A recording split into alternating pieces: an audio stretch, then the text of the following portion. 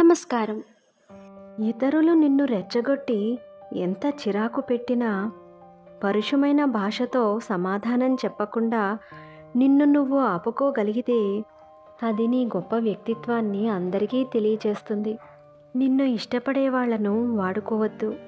నీ అవసరం ఉన్నవాళ్లను తప్పించుకుని తిరగొద్దు. నిన్ను నమ్మిన వాళ్లను ఎప్పటికీ మోసం చెయ్యొద్దు. నిన్ను గుర్తుంచుకునే వాళ్లను నువ్వు మర్చిపోవద్దు. ఇది కావాలి అది కావాలి అని అడుగు ముందుకు వేస్తే జీవితంలో నిరాశే ఎక్కువ ఎదురవుతుంది. జీవితం నీకు ఇచ్చిన దాన్ని ఆనందంగా స్వీకరిస్తే ఎప్పుడూ సంతృప్తిగానే ఉండగలుగుతావు. స్థాయిని చూసేవారిని ఇంటికి పిలవకు. మర్యాద ఇవ్వని వారి ఇంటికి కూడా వెళ్ళకు.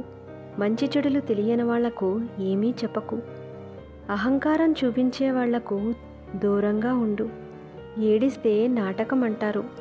నవ్వితే ఏ బాధలు లేవు అంటారు. మౌనంగా ఉంటే తప్పు ఒప్పుకున్నట్టే అంటారు. మాట్లాడితే చెడ్డవాడు అంటారు.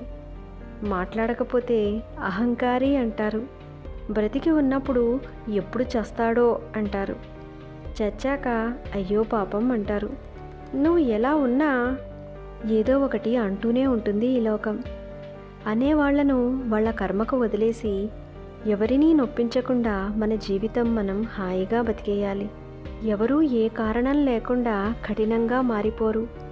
కొన్ని పరిచయాలు, కొన్ని బంధాలు, కొన్ని సంఘటనలు, కొన్ని బాధలు వారిని అలా కఠినంగా మార్చేస్తాయి. కోరికలు సముద్రం లాంటివి. ఒడ్డుకు చేరిన అలకు ఆనందం, మధ్యలో ఉన్న అలకు ఆరాటం, తీరం చేరని అలకు విషాదం. ఏదీ నిజం కాదని తెలిసి కూడా అనుక్షణం ఏదో ఒక దానికోసం ఆరాటపడటమే జీవితం అంటే. అతి చనువు, అతి ప్రేమ, అతి నమ్మకం ఎవరితోనూ పెట్టుకోకండి. ఎందుకంటే ఈ కాలంలో ఎవరి స్వార్థం వారిది. ఏ క్షణంలో అయినా మీ మనస్సు గాయపడవచ్చు. నిన్ను గొప్ప అని పొగిడేవాళ్లతో కంటే నువ్వు గొప్పగా ఏదో సాధిస్తావు అని నమ్మేవాళ్లతో ఉంటేనే నువ్వు బాగుపడతావు. కాలం చాలా చిత్రమైనది. చుట్టూ ఎన్నో బంధాలు మన కోసం ఉన్నట్టుగా భ్రమింపచేస్తుంది. మరుక్షణమే నువ్వు ఒంటరి అని గుర్తు చేస్తుంది.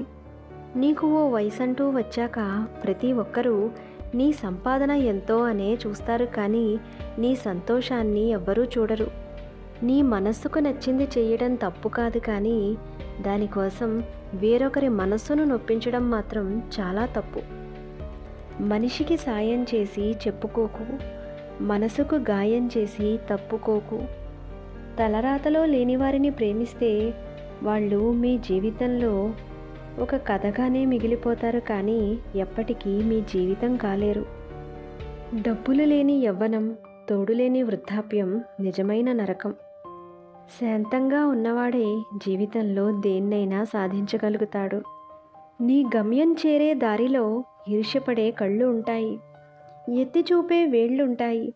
వ్యంగ్యంగా మాట్లాడే నోళ్ళు ఉంటాయి. ఇవన్నీ చూసి బెదిరితే నీ గమ్యాన్ని చేరలేవు.